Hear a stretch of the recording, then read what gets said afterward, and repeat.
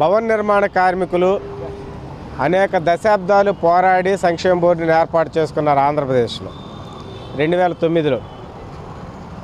అప్పటి నుంచి 2019 వరకు ఒక 10 సంవత్సరాల పాటు అనేక పథకాలు ఆ సంక్షేమ బోర్డు ద్వారా సాధించుకున్నారు. జగన్మోహన్ రెడ్డి ప్రభుత్వం అధికారంలోకి రావడంతో నేను నవరత్నాలు ఇస్తున్నాను కాబట్టి ఈ పథకాలన్నింటినీ అబయన్స్లో పెడుతూ మెమో నెంబర్ 12/14 ఇచ్చింది. దీన్ని గత 6 సంవత్సరాలుగా ఆ ప్రభుత్వం మీద ఆందోళన చేశాం. అయినా కానీ ఆ ప్రభుత్వం పట్టించుకోలేదు. అనివార్యంగా అది 11 సీట్లకు పరిమితమై ప్రతిపక్షంలో కూడా లేకుండా వెళ్ళిపోయిన పరిస్థితి మనం చూస్తున్నాం.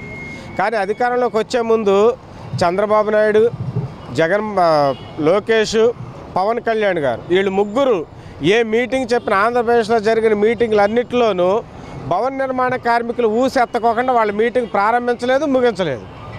అంత బాగా మాట్లాడారు. భవన నిర్మాణ కార్మికులకు ప్రయారిటీ ఇస్తామని చెప్పారు. కానీ అధికారంలోకి వచ్చిన 18 నెలల్లో వాళ్ళకి అసలు ఆ ఊసే కనిపించట్లా.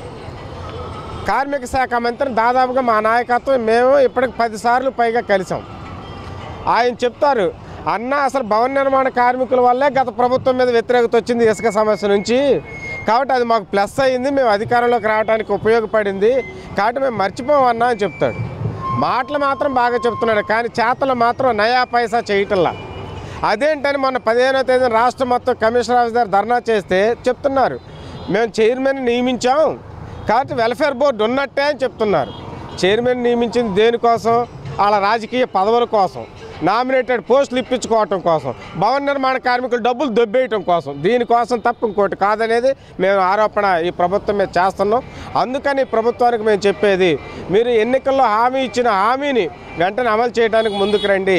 అమలు చేయకపోతే కనుక పెద్ద ఎత్తున భవన నిర్మాణ కార్మికులు ఆందోళనకు సిద్ధమవుతారు. అప్పుడు ఎవరు ఆపడం వాళ్ళ వల్ల కాదు. కాబట్టి అటువంటి పరిస్థితి రాష్ట్ర ప్రభుత్వం తెచ్చుకోవద్దని చెప్తున్నాం.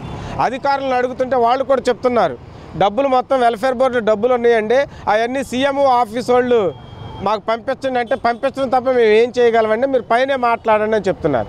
కాబట్టి ఈరోజు వెల్ఫేర్ బోర్డు డబ్బులు ఆ విధంగా అన్యాక్రాంతం చేయొద్దని చెప్పి మేము కోరుతున్నాం. ఈ వెల్ఫేర్ బోర్డు అమలు చేయడం వల్ల ప్రభుత్వానికి నయా పైసా ఖర్చు లేదు. ఈ డబ్బులన్నీ బిల్డర్స్ దగ్గర నుంచి వసూలు చేసిన 1% లేబర్ సెస్ ద్వారా వచ్చిన డబ్బులు. ఏ ప్రభుత్వం కూడా ₹1 కూడా వాళ్ళ సొంత నిధులు ఇవ్వాల్సిన అవసరం లేదు, వాళ్ళ బడ్జెట్లో కేటాయింపులు చేయాల్సిన అవసరం లేదు. జస్ట్ దీన్ని అమలు చేయండి అని చెప్పి ఆ సర్కులను రద్దు చేస్తే చాలు.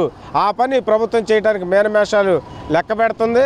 ఈరోజు రాష్ట్రంలో 30 లక్షల మంది భవన నిర్మాణ కార్మికులు ఉన్నారు. దాదాపు వాళ్ళందరూ రోడ్ల మీదకి రావడానికి సిద్ధంగా ఉన్నారు. ఈ ప్రభుత్వం ఆ పరిస్థితి తెచ్చుకోవద్దని చెప్పి కూటమి ప్రభుత్వాన్ని మేము CITగా హెచ్చరిస్తున్నాం.